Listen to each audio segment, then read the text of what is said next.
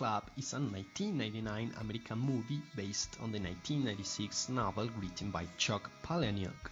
Although at the beginning it was not well graded by the critics who said that this film will incite copycat behavior, this movie became later a cult film.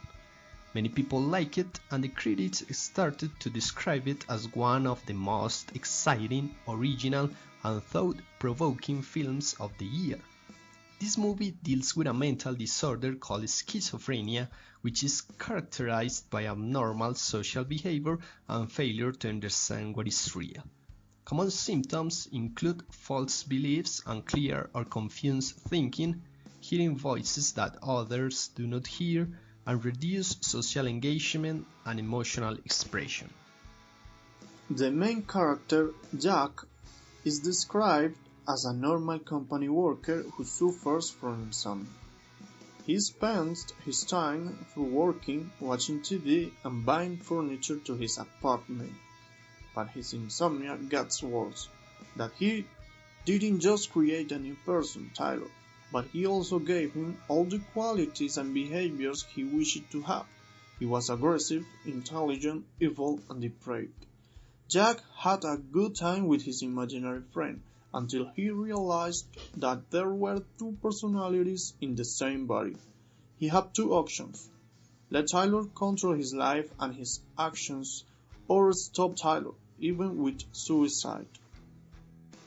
The intention of the authors in this film is to criticize how the consumerism in society could facilitate mental instabilities and illnesses through the imaginary of getting materialistic belongings and forgetting the social values and exchanges. In this video we're going to focus on the psychoanalytical criticism according to the unconscious theory of Freud. Freud maintained that our desires and our unconscious conflicts give rise to three areas of the mind that wrestle for dominance as we grow from infancy to childhood to adulthood: id, ego, and superego. To start off, one of the important aspects developed in this movie is the concept of id. The id represents our wild psycho urges. It is characterized by the passional, irrational instincts such as sexual libido impulse and primitive aggression. In the movie, the id is represented by Tyler Durden, who is the manifestation of Jack's inner desires. One of them is his love for fighting. For instance, the creation of the Fight Club, where the main rules were fights would go as long as they had to and no one could talk about it, showed his love for the unthinking violence. Another desire is that Tyler is represented as a depraved regarding his sexual behaviors, as we can notice in one of the Tyler and Jack's discussions. I look like you wanna look. I fuck like you wanna fuck. I am smart, capable, and most importantly, I am free in all the ways you are not. Tyler boasts of his appearance and his sexual capacities. Finally, Tyler is even seen as a self-destructive person. The scene in which Tyler is driving a car along with Jack and two members of the Mayhem Project reflects the hazardous behaviors that put in risk his own life. Tyler removed his hand from the steering wheel and persuaded Jack from doing nothing. They finally crashed and got hurt. Equally important, the second area of the mind that Freud deals is the ego. The ego, in Freud's terms, is the part of the psyche that maintains a balance between our impulses, the irrational id, and our social values, the superego.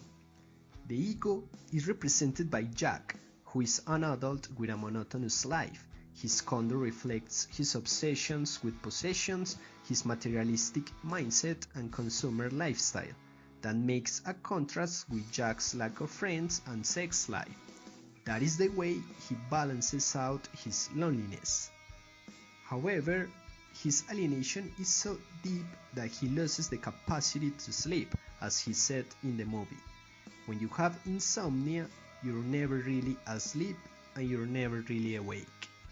Jack manifested, I am in pain, and he tried to search for help, attending gatherings with people with terminal diseases and traveling to different places in order to get a part of his boring life. Nevertheless, this discomfort generated that his id, Tyler, appeared and took control of Jack's life. The third area that Freud supports is the superego. This area contains the moral, social, and religious values that make moral judgments of a person. Along the movie, the id, Tyler, becomes powerful and he starts to control Jack's life. For that reason, Jack needs to find a moral code that helps him to counteract the id and avoid a bad moral judgment in society. While the id wants to achieve his goals without thinking about moral or ethical consequences, the superego just wants to look for acceptance as a normal guy with standard religious, moral, and ethical values. An example of the institution which represents the authority in the matter of values are the Jack's boss and the police. They provide the guidelines to not being outside the law, rather be included in society or being the standard rules.